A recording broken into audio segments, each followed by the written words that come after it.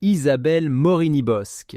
L'amour, la douleur et le courage d'une femme debout, elle est l'une des voix les plus reconnaissables de la télévision française, une plume acérée, une figure emblématique de RTL, Touche pas à mon poste et des pages de TV Magazine. Mais derrière les chroniques piquantes et le sourire franc, Isabelle Morini-Bosc cache une vie bouleversée par les tragédies et les épreuves silencieuses. Née le 1er octobre 1956 à Paris, Isabelle a toujours su que sa vie ne serait pas banale. Journaliste passionnée, elle a traversé les décennies médiatiques avec une détermination farouche.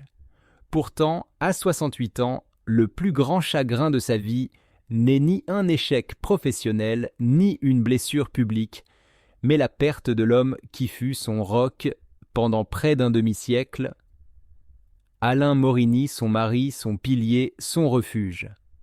Le 7 mars 2025, après plusieurs années de lutte contre une leucémie tenace, Alain s'est éteint, laissant derrière lui un vide qu'Isabelle peine encore à combler. Dans un message bouleversant publié sur le réseau X, elle écrivait « Je suis tombée amoureuse hier soir. Mon homme, mon Alain, mon monde, et depuis, je n'ai jamais cessé d'aimer. » Leur histoire avait commencé en 1978. Elle avait 21 ans, tout juste sortie de Lyon, encore balbutiante dans ses débuts journalistiques. Lui, ingénieur chimiste discret, spécialisé dans le traitement des eaux, l'avait conquise par sa douceur et sa stabilité. En octobre de la même année, il se mariait, entouré de quelques proches, dans une cérémonie intime mais pleine de tendresse. Alain ne cherchait ni les projecteurs ni la reconnaissance. Il était l'ombre bienveillante derrière la lumière d'Isabelle.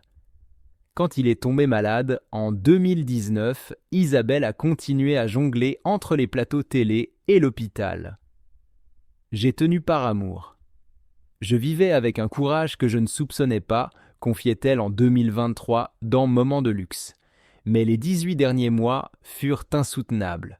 Le corps d'Alain faiblissait et Isabelle, impuissante, assistait à la lente disparition de celui qu'elle avait déjà une fois sauvé, des années plus tôt, d'un AVC.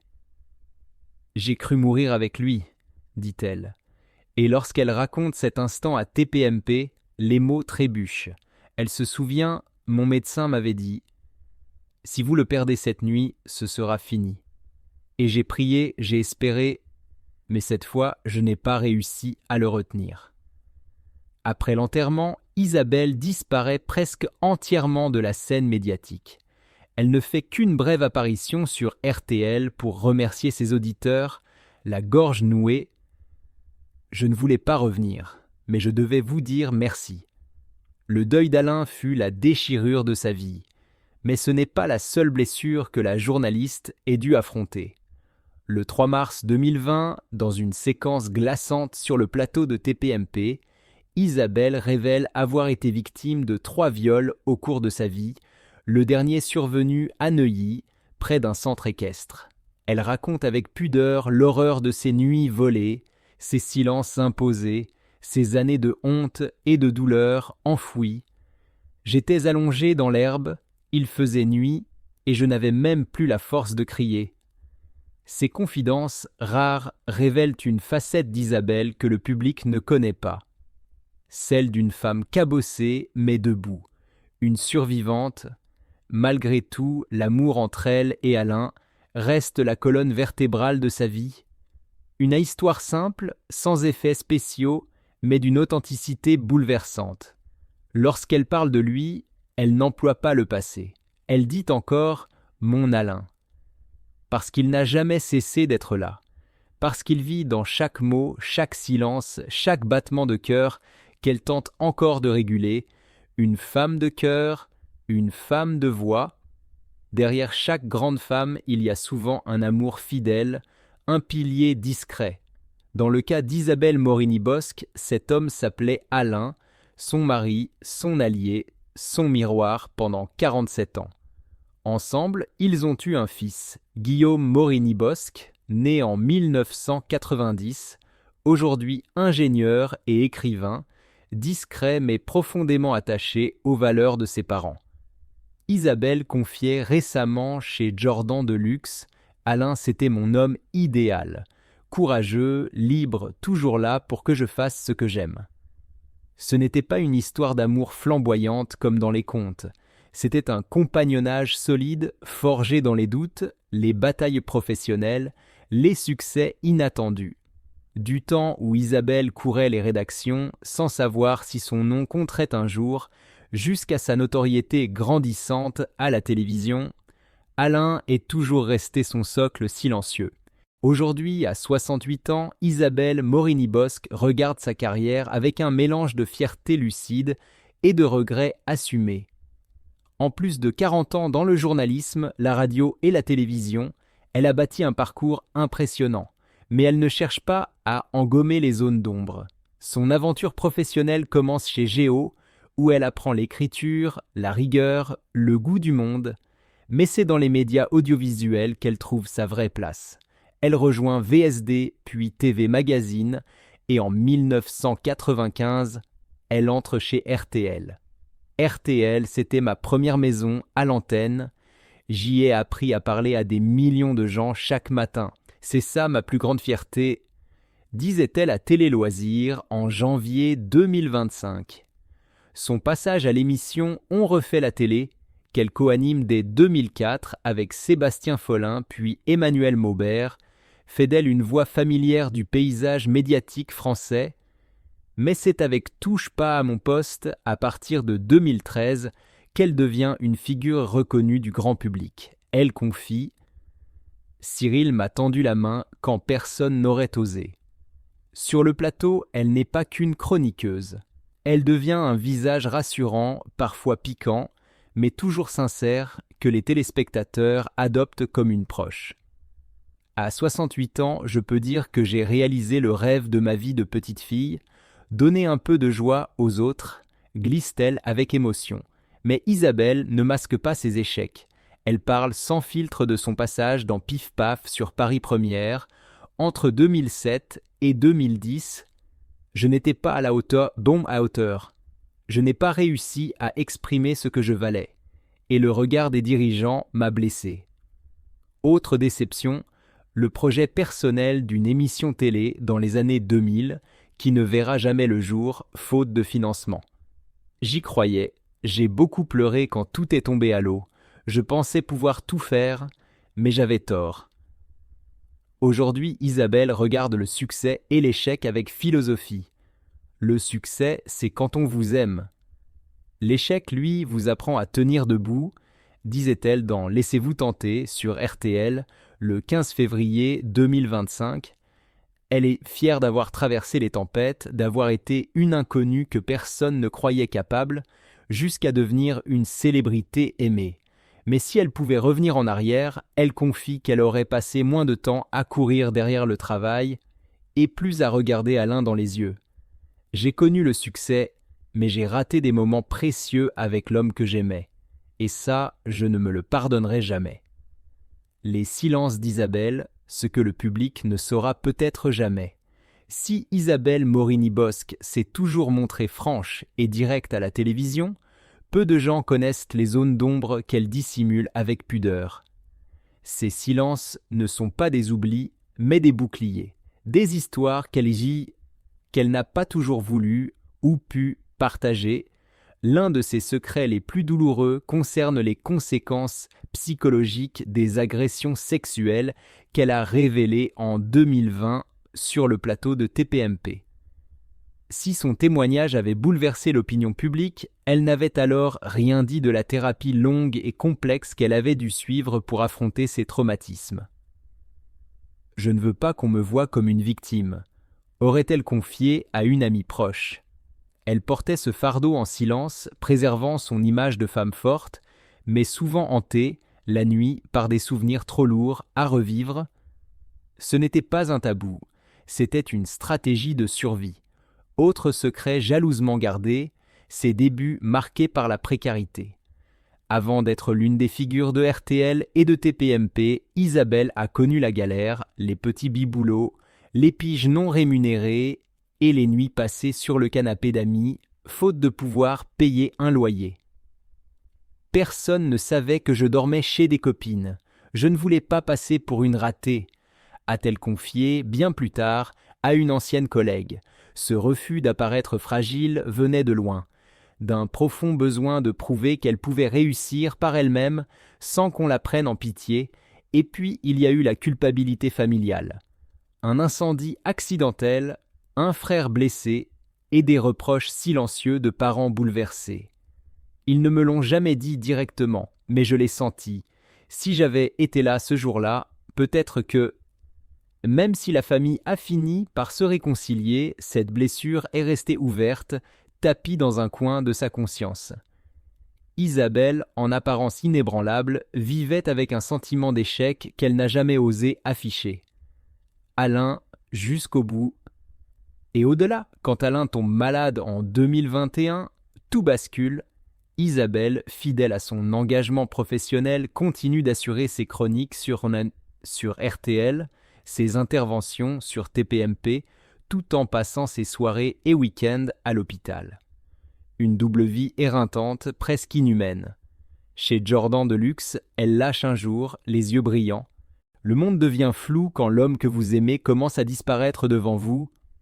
Et pourtant, elle tient, parce qu'Alain plaisantait encore, parce qu'il voulait qu'elle continue, parce qu'il rêvait qu'elle prenne sa retraite pour qu'ils puissent aller pêcher ensemble ou jouer à la pétanque comme deux vieux amoureux dans un village du Sud. Je me souviens encore de ce qu'on a vécu quand j'étais jeune, lui disait-elle dans Moments de luxe, un sourire aux lèvres, mais la voix fêlée. La mort d'Alain, en mars 2025, fut un cataclysme silencieux. Le monde ne l'a peut-être pas vu s'effondrer, mais en elle, tout s'est écroulé. Elle a perdu un mari, mais surtout un confident, un complice de l'ombre, le seul homme à avoir tout vu d'elle, ses doutes, ses crises, ses triomphes, ses échecs, sans jamais juger. Dans les dernières semaines, Isabelle publiait souvent des statuts cryptiques mêlant fragments de poésie et allusions voilées à la mort, à l'absence, à un vide qui grandissait. Et maintenant ? Aujourd'hui, Isabelle Morini-Bosc continue de vivre, de parler, d'apparaître, mais avec un éclat de moins dans le regard. Elle n'est plus tout à fait la même, mais elle ne veut pas qu'on la plaigne. Elle veut qu'on l'écoute, qu'on se souvienne de ses combats, qu'on comprenne que derrière chaque rire télévisé, il y a eu des larmes tues. À 68 ans, elle incarne la force tranquille de celles qui ont tout donné, tout perdu, et qui se tiennent encore debout. Parce que c'est cela, Isabelle, une survivante, une voix, une femme libre, une vie faite d'amour et de cicatrices invisibles. Pendant des années, Isabelle Morini-Bosc n'a cessé de témoigner publiquement de son amour pour Alain, son mari disparu. À travers des phrases postées sur les réseaux sociaux comme « Je t'aime plus que tout » ou « Nous nous battrons ensemble », elle a rappelé avec pudeur que leur lien ne s'est jamais brisé, même après la mort. Après les funérailles d'Alain, elle écrira simplement « Je vous souhaite tout le meilleur, c'est ma promesse, celle de continuer à aimer la vie, pour lui, pour nous ». Leur mariage, achevé dans les larmes mais né dans la lumière, reste un exemple rare de fidélité et de tendresse inaltérable. Une histoire que le temps ne pourra effacer car elle fut écrite avec la sincérité des grandes passions silencieuses. Mais la vie d'Isabelle n'a pas été qu'amour et reconnaissance publique. Elle a été façonnée aussi par des tragédies douloureuses, des blessures que peu de gens connaissent et qu'elle a souvent préféré taire. L'une des premières remonte à son enfance, l'accident dramatique de son petit frère qu'elle appellera plus tard la Grande Brûlure.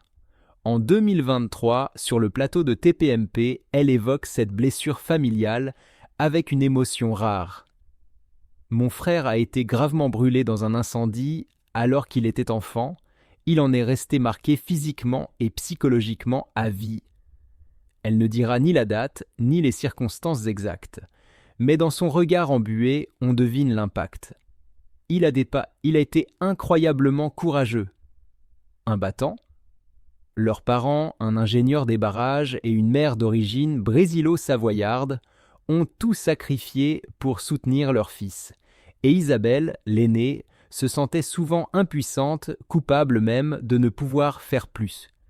Un silence imposé, une douleur invisible, mais c'est dans son parcours de femme qu'Isabelle a dû affronter les tragédies les plus intimes.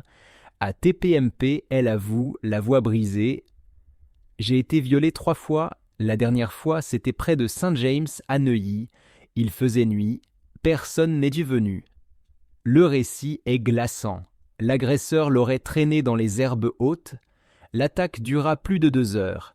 Même si l'agression n'est pas allée jusqu'au viol au sens strict, les marques psychologiques laissées ce soir-là ne l'ont jamais quitté. Je suis rentré. J'ai pris une douche. Et j'ai continué à vivre. Mais vivre, pour Isabelle, ne signifiait pas oublier. Cela voulait dire faire semblant. Porter le masque, travailler, se taire. Ce silence, elle l'a porté comme une armure. Pour ne pas inquiéter, pour ne pas être réduite à cela, pour que son image de femme forte, de professionnelle aguerrie, ne soit jamais fissurée. Un héritage de vérité et de courage. À 68 ans, Isabelle Morini-Bosc est une femme aux multiples visages. La journaliste brillante, la chroniqueuse populaire, l'épouse amoureuse, la survivante discrète, la sœur blessée, la mère protectrice. Elle ne réclame pas la compassion. Elle ne cherche pas à choquer, elle témoigne, avec dignité, avec retenue, avec humanité. Et c'est là sans doute sa plus grande force, avoir traversé les tempêtes sans jamais renier la lumière, avoir continué à aimer, à sourire, à parler, même quand les mots lui brûlaient les lèvres. Les blessures que personne ne voit. Si les grandes tragédies marquent une vie, ce sont souvent les petites humiliations répétées, les silences quotidiens qui la creusent en profondeur. Isabelle Morini-Bosc, malgré une carrière brillante en apparence, n'a pas été épargnée par ces blessures insidieuses. L'une des plus cuisantes fut sans doute son rejet par la direction de D8, devenue C8, avant son arrivée dans Touche, pas à mon poste. Cyril Hanouna lui-même l'a révélé à l'antenne un jour, presque par inadvertance. On m'a dit « Non, elle est nulle dans Pif Paf, ne la prends pas ». Isabelle, présente sur le plateau, n'a pu retenir ses larmes. Non pas parce qu'elle était vexée, mais parce qu'elle avait tant donné, tant combattu pour être là, pour prouver qu'elle avait sa place. J'ai travaillé des nuits entières, j'ai encaissé les silences, j'ai tenu. Et on me disait encore « inutile ». Ses débuts dans le journalisme, notamment chez VSD, furent également marqués par des journées non payées, des piges invisibles, des pleurs étouffés le soir dans l'ombre d'une chambre étudiante. Quand le silence devient une épreuve, mais la tragédie la plus sourde fut sans doute celle de la solitude. Lorsqu'Alain est tombé malade, Isabelle a porté à elle seule le fardeau de l'inquiétude, des décisions médicales, des espoirs déçus. Après des journées à l'antenne ou sur les plateaux, elle rentrait seule dans son appartement parisien. Et chaque soir, la chaise vide d'Alain lui rappelait cruellement ce qu'elle était en train de perdre. Je m'asseyais, je le regardais, ou plutôt je regardais ce qu'il n'était plus. Et je pleurais, parce que je ne savais plus comment avancer.